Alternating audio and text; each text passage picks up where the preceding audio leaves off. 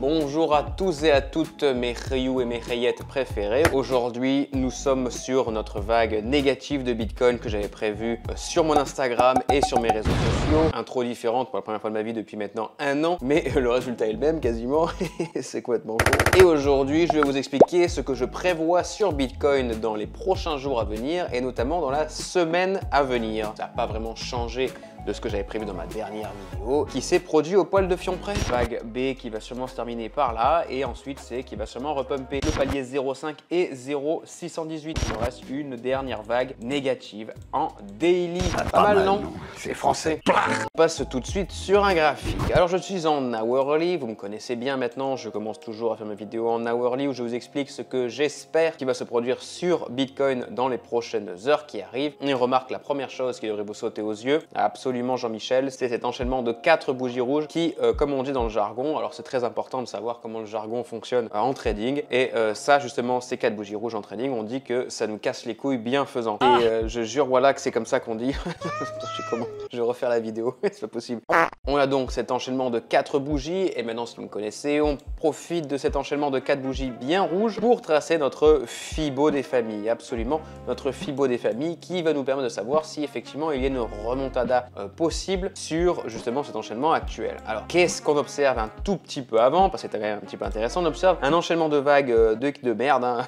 Ça principalement ça correspond un petit peu à rien. Vague à le 3, 4, 5 sur Elliott Wave en hourly, c'est un petit peu de la demeure. Si on devait vraiment le limiter, on aurait fait plutôt un espèce de vague 1, 2, 3, 4 et 5, et en ce moment on est tout simplement en train de faire un petit ABC. Et donc ce petit ABC, où est-ce qu'il va? Je pense qu'on va terminer pour une première fois notre première vague A, donc cette vague descendante, notée ici par mon indicateur avec cette magnifique ligne rouge. Et du coup, si dans 20 minutes et 35 secondes, c'est-à-dire bien après que cette vidéo soit publiée malheureusement, nous avons terminé au-dessus de 0,236, il y a donc une possibilité de revenir toucher les paliers 0,382, mais surtout le palier 0,5 sur les heures à venir. Donc possibilité de refaire un petit long des familles si et seulement si on termine au-dessus de 0,236. Qu'est-ce qu'on remarque également? On remarque que la SMA20 diminue rapidement par rapport à ce qu'il y est, et donc il y a possibilité de venir terminer au niveau de la SMA20 pour ensuite refinir un espèce de dernier leg down, puisque je suis quand même convaincu qu'on va venir toucher du 81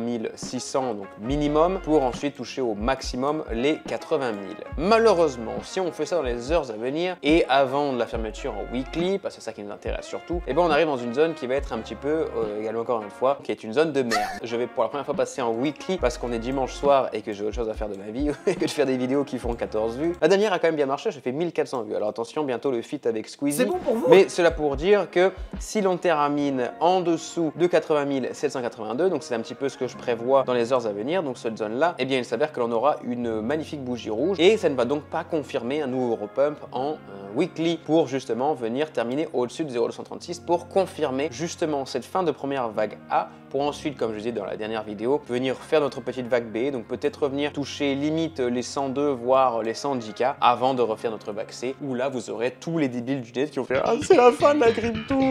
Et 2 jours après, quand ça va repumper, vont vous dire « Ah mais j'avais déjà prévu que c'était la L season !» Tout ça pour vous dire que 99% des comptes que vous trouvez sur Twitter et YouTube sont incarnés par des gros FDP quand on vient à prendre l'argent des abonnés qui malheureusement ne demandent qu'à avoir des informations réelles et se retrouvent avec des espèces de charognards en face d'eux. 200 à 500, et si vous avez un peu plus, même 2000 à 5000. Donc je repasse maintenant en hourly, une fois qu'on a vu ça, il y a plein de petits traits partout, ne vous inquiétez pas, c'est tout à fait normal, je m'y retrouve, chaque trait a à la fois une probabilité bien distincte de venir toucher, mais surtout correspond à des paliers Fibonacci que je reconnais. J'imagine que pour vous c'est un petit peu confus, mais ne vous inquiétez pas, ça va très bien se passer. Et surtout, qu'est-ce qu'on observe en hourly? On observe surtout malheureusement cette zone de coïncidence là, ce 1.5 et 1.618 qui justement correspond à des paliers 0.5, 0.618 qui ont été touchés une première fois juste ici, donc ce premier rebond, cette descente juste ici, mais également la précédente qui m'interloupe, du verbe interlouper.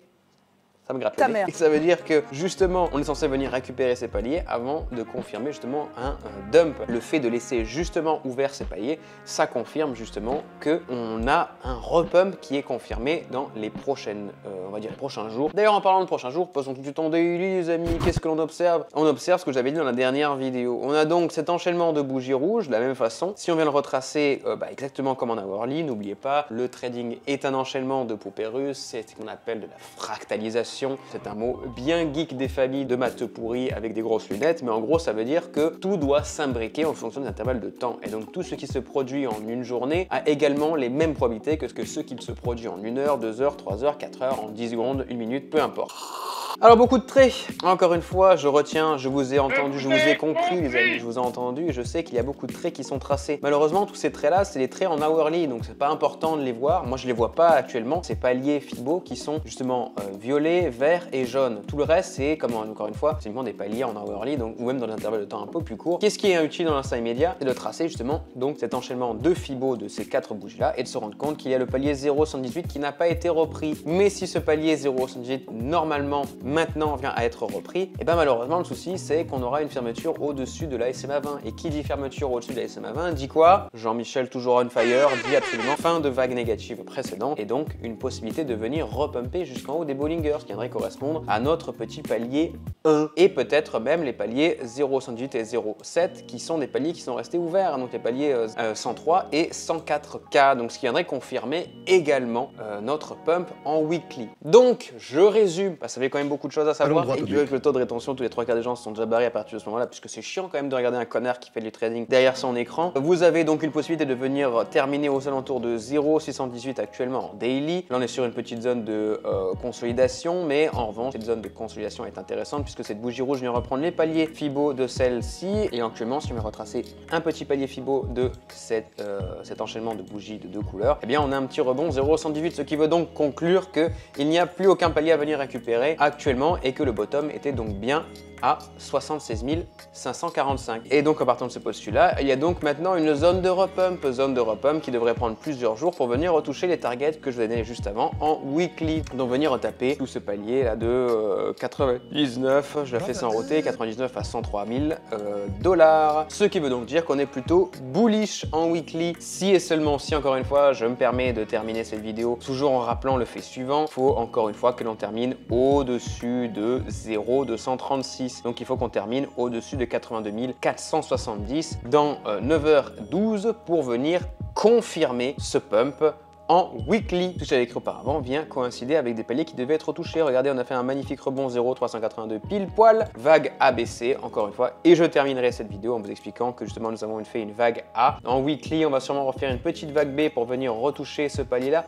On a rarement au-dessus de la vague 5 en vague correctrice B. Je pense même d'ailleurs qu'il y a peu de chances qu'on aille aussi haut, mais dans tous les cas, il y a quand même une possibilité de venir toucher ces paliers 102 000. En revanche, ce qui est sûr, c'est qu'on va avoir un dernier leg down pour venir toucher ces deux zones limites à 76 000 et 70 000. Et à partir de ça, les gars, ça va être tout chousse. On va repartir en all season. Préparez-vous, les gars. Bientôt la Ventador et le palais pour maman. Voilà, les amis, c'est tout pour aujourd'hui. Ça ne sert à rien d'épiloguer plus longtemps. N'hésitez pas à suivre tous mes réseaux sociaux où je poste absolument toutes mes positions en live. Je ne suis pas un crypto-voleur. Je ne veux pas vous prendre votre argent.